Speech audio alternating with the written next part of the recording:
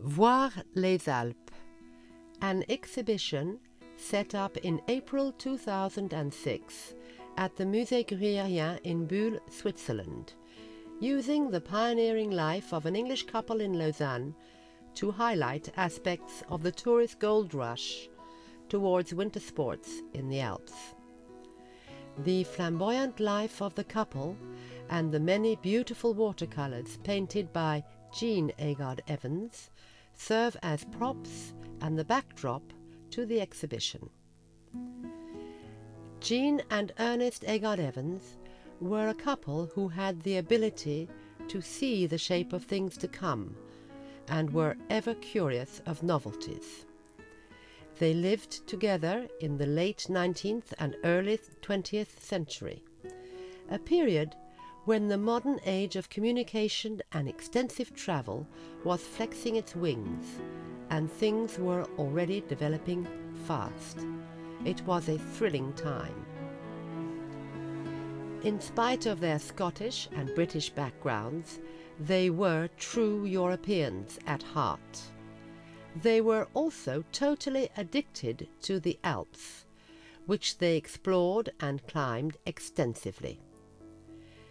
They met in Livorno, in Italy on Christmas Day in 1890, and were married there in April 1893.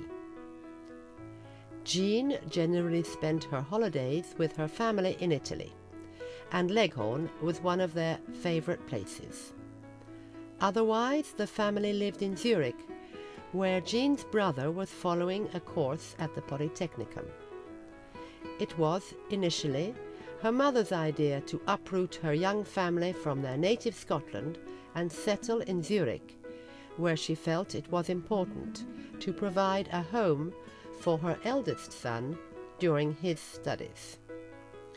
The little girls just had to go along with it, learn to follow school in German, and get used to a totally different lifestyle. In this way, Jean came to Switzerland when she was only 8 years old and grew up to love the country. In her class at school, she met Marie Anker, daughter of the famous Swiss painter Albert Anker, and spent many happy hours at their home in Inz, near Bern. One may well think that Albert Anker was the first to show her how beauty could best be expressed with paint. Ernest first came to Europe for professional reasons. He worked for a firm which promoted European industries and advertised them in England. At the age of 21, however, he saw that he could break out of the industrial scene and launch into the travel business. He realized that the British people loved traveling and were inveterate explorers. So he set up his own business and published a guidebook called 20th Century Health and Pleasure Resorts of Europe. It was immediately a success, and when he met Jean, he was already crisscrossing Europe to meet clients for his guidebook. When they married, they first settled in Dresden, where Ernest had started his business. A short time later, luckily, they decided to move to Lausanne, because Switzerland, with its central position in Europe and its stable economy, offered far more potential for developing tourism, and the Alps enticed them both. Their home at 3 Boulevard de Grancy in Lausanne soon became a focal meeting point for the ever-growing English and international population of the area, and their drawing room was often full of guests. Both Ernest and Jean enjoyed socializing, traveling, and climbing the alpine peaks which surrounded them. They shared it all, the difficult and often dangerous climbs, the travels by whatever means was available, on foot, on mules, in stagecoaches, by boat or by train, and the joyous homecomings when their rooms were full of friends again, both old and new. Wherever they travelled, Jean took her paints and paper, and while Ernest was discussing business, she immortalized the surrounding scenery with great talent. She was a prolific painter, and her watercolors are little gems. Ernest was intrepid and fearless. His stamina was incredible.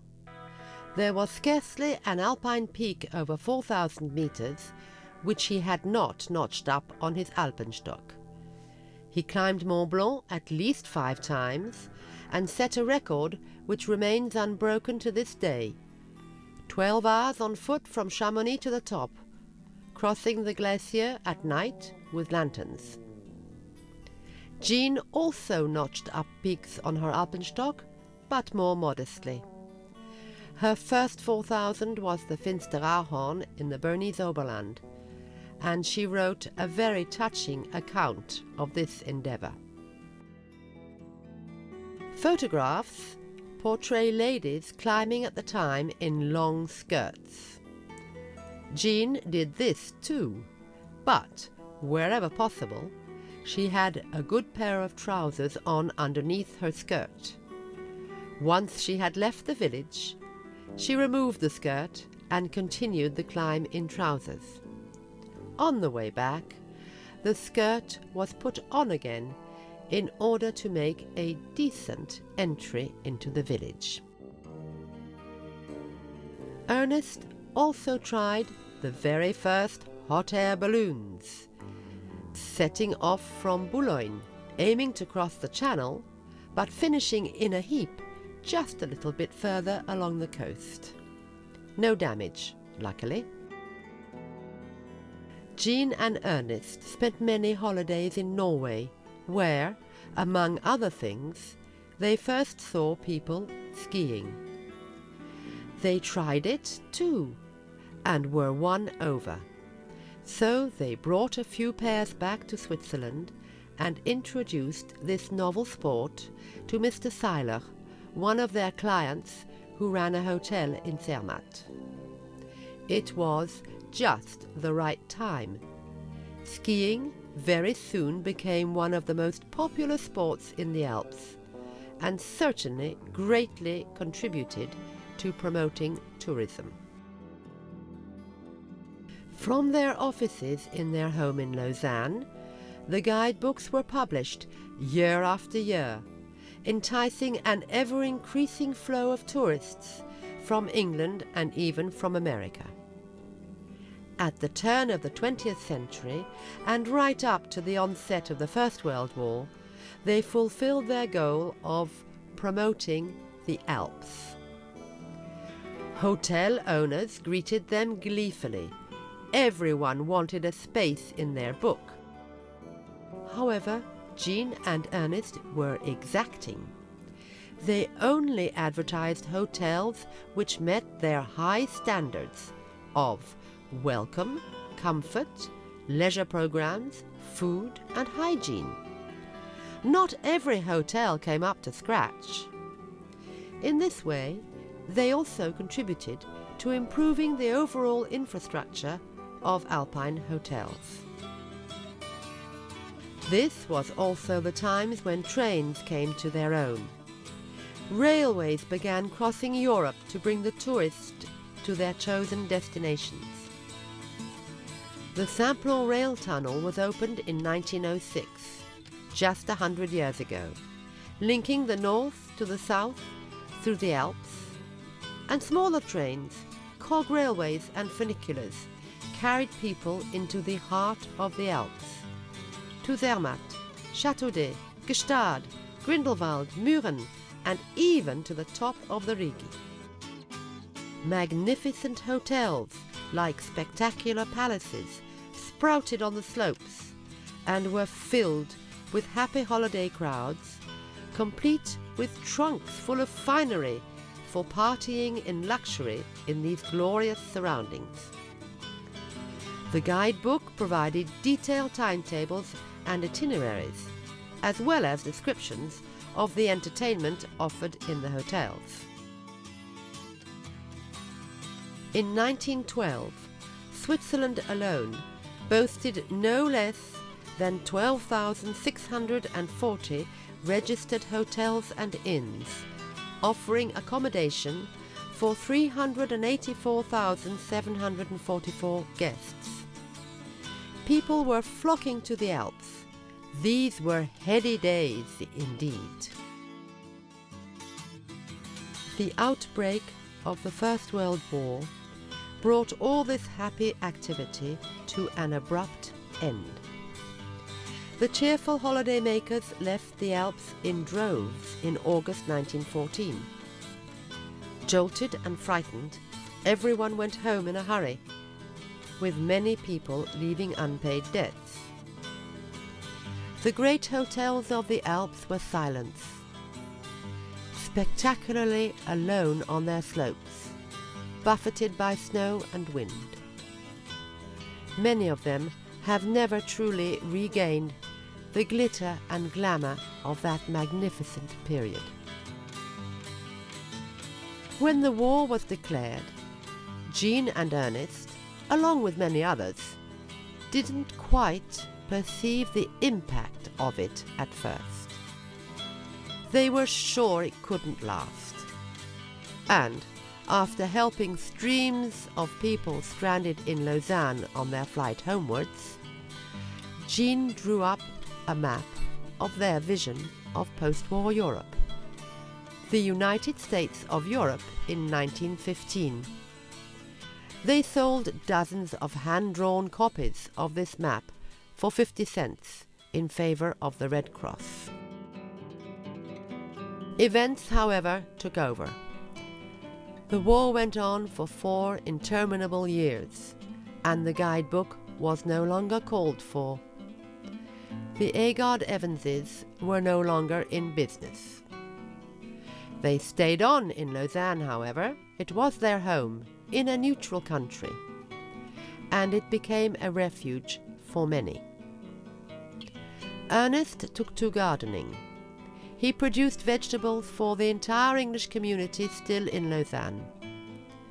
Jean volunteered for the Red Cross and set up an audacious plan. She contacted Swiss military authorities, suggesting that they come to an arrangement with their counterparts in Germany to allow prisoners of war in camps in Germany to come to Switzerland to be housed in the empty hotels under the strict supervision of the Red Cross. Her plan worked. 67,000 prisoners of war in all were duly transferred to Switzerland, and 4,000 were English prisoners of war, and they came to be housed in Châteaudet. Jean was there to welcome them, with Colonel Picot, whom she had initially contacted, and the local population gave them an enthusiastic welcome as well, with the brass band playing and flags flying. Her joy with the success of her plan was overshadowed, however, by the news that her eldest son, Hellier, had been killed in action at Tikrit in Iraq. She was broken-hearted as she welcomed the prisoners of war who came to Châteaudet. Hellier's belongings were sent home, as was his regimental flag. To this day, the flag hangs over the war memorial plaque set up at Christ Church in Lausanne in honor of the sons of the English families of Lausanne who had given their lives on behalf of peace.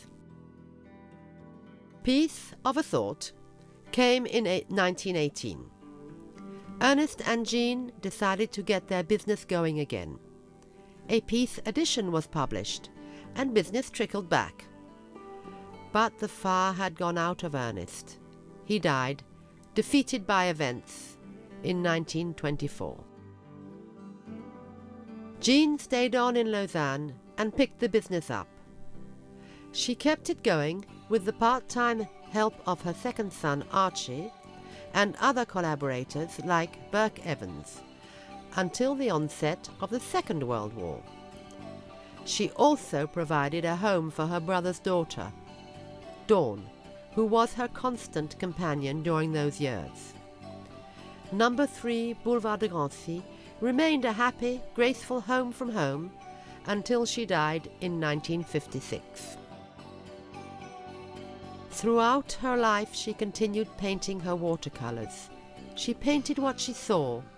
She faithfully portrayed whatever caught her fancy. Not only the idyllic mountain scenes she loved, but also cities, villages and towns, cathedrals, bridges and buildings. From the New York skyline seen at dawn from the ship she was travelling on, to a modest croft in the Scottish Highlands. English gardens, riotous in colour, deep pine forests in Canada, choppy seas off Cornwall, serene lakes and dramatic glaciers. She left us an unequalled heritage. The exhibition was a great success, drawing over 10,000 visitors who were captivated by the overall theme, the many mementos and the quality of the paintings.